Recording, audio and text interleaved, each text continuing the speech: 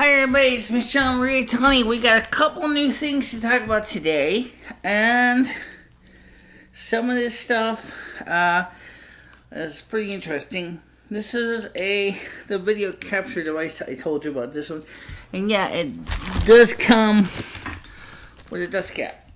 Okay, do you really need a dust cap on it? Seriously? Probably not. Alright, let me describe this to you and my experiences with it so far in initial testing. It supposedly does. I had some trouble doing it, but it supposedly will automatically switch between PAL and NTSC. When I first set it up, I had tried it with the CB234, and the camera was unplugged from the mains, which didn't help. No power. Can't run the camera with no power now, can you? Nope. So, unfortunately, I didn't really get a chance to try it right away at first. I plugged it into the studio PAL camera, and it worked fine. And then, after I realized that the NTSC camera was unplugged from the mains, I plugged it into the mains, and I plugged this in to the camera here, and I tried it with both the CB234 and the BW314. The 314, which is the black and white camera, it works too. Yes! Awesome. In fact, I wasn't expecting that black and white one because it doesn't have a color burst signal, but it does, and it works fine. Video capture on USB seems to be, on USB 2.0, seems to be pretty good. Although, at first when I plugged this thing in, I said to myself, it showed up as a USB camera, which says UVC, which stands for USB Video Class. Okay, UVC. Anything that is true UVC does not need a driver to boot up the device. Okay?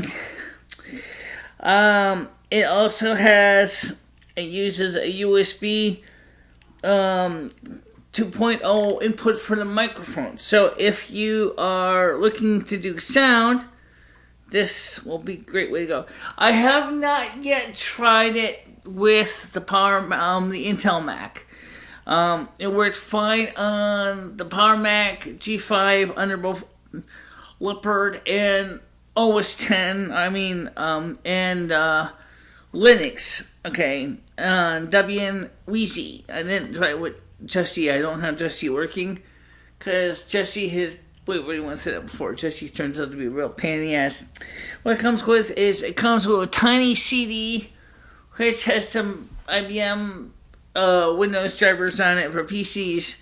You don't really need them unless your device is really brain dead. I did install the drivers anyway. I don't think I needed to because I just was trying to cover all my bases. I probably could have just skipped the details, but oh well. You'll learn. Okay, so we're going to try this on the Intel Core 2 Duo Mac with Google Hangouts. And so we're going to see... No, Virginia, I'm not going to plug in my big fancy studio camera for this test because the fact is it's a real pain in the ass to move around. But I am going to test it with a couple cameras anyway. Now, it also came with this little tiny extension cord, which I think is a little bit unnecessary because of another reason, which I bought. And I already bought this before, but unfortunately, the one I bought before kind of got a little bit damaged. So I bought another one. And by the way, yes, we have one more thing coming tomorrow. Hopefully, if I can get out the door without freezing to death. This is... You've seen this before. Yes, I bought another one. Okay? And it is for those of you who did not know about this, It's a USB with a 10-port hub. Unfortunately, sad to my say, it did not come with any bigger power supply than the original. Despite the fact that there's a huge space or a bigger power adapter. I don't know why they put such a tiny crappy one in there. And you can daisy chain these together. It seems to feel a little heavier than the other one does. Interesting. Anyway, so you can daisy chain these together because this plugs into the bottom, and then this stub would plug into the other one, and then this, so you can daisy chain like, you can have technically up to 127 USB devices, but remember that each one of these hubs is kind of strange to explain this, but I will try.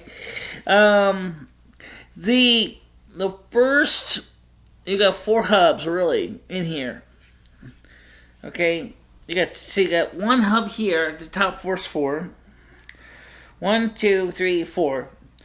Then, because they're 5-port hubs.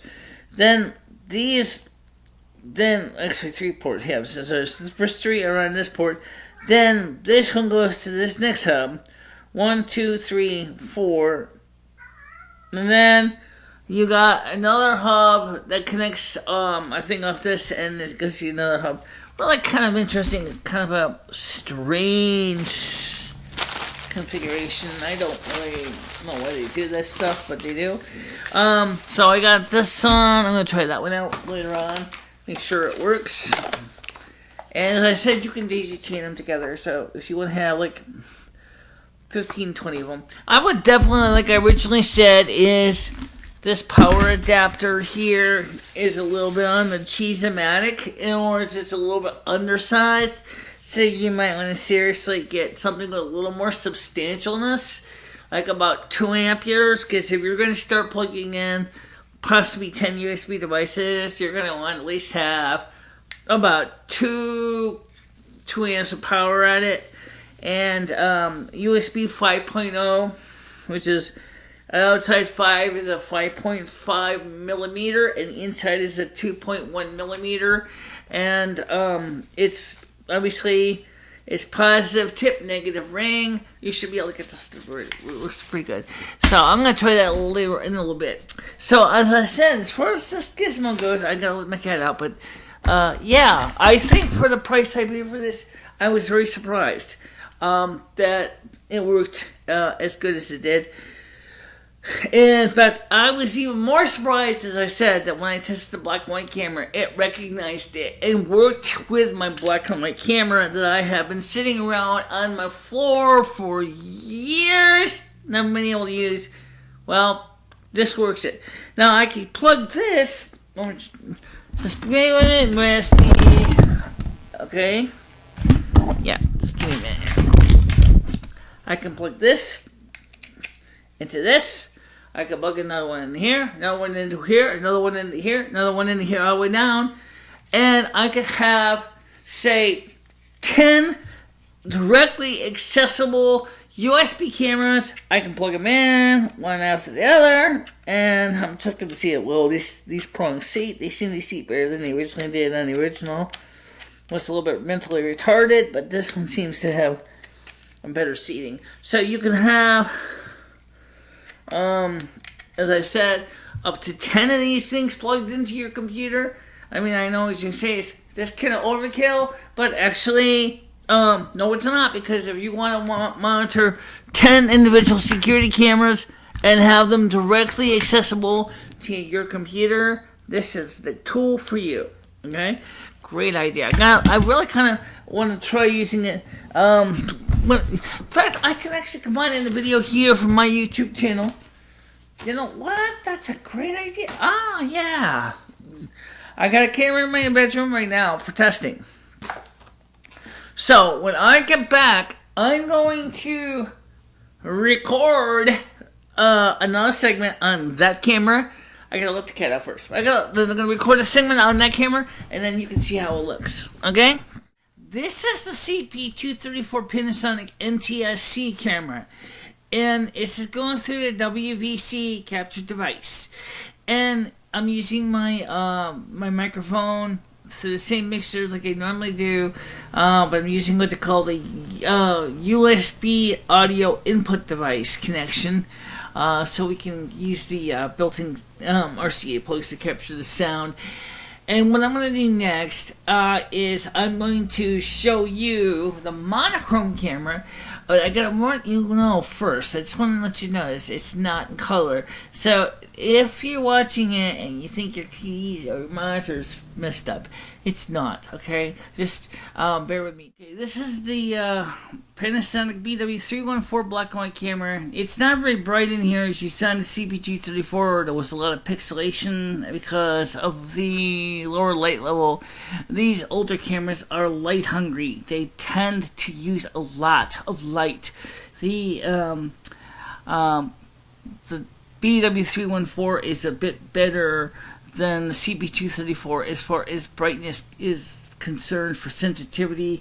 I had started recording this earlier and I kind of got into a little bit longer statement and it kind of caused my software to crash. But this is not using any special driver.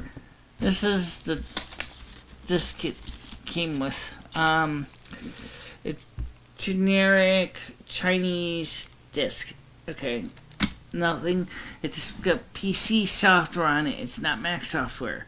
The Mac, using this with QuickTime, and I'm not even using a special driver on it, and it works fine. In fact, QuickTime, you can use this thing.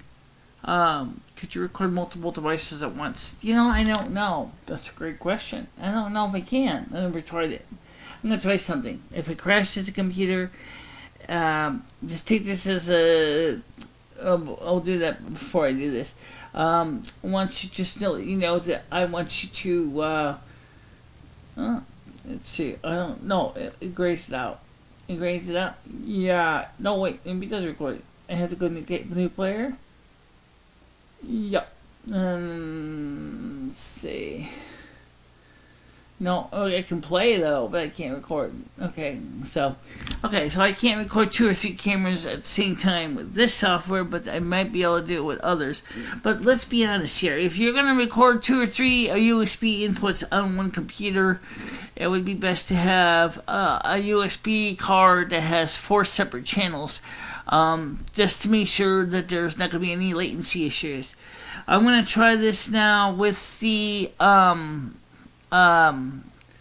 software for the on the Power Mac, on the Intel Core 2 Dual Mac as well, and I focused the screen a little bit. It was a little bit fuzzy, so that everything's to look a lot better. So anyway, that's it for this test, and I hope you get to enjoy the test because I thought it was pretty interesting.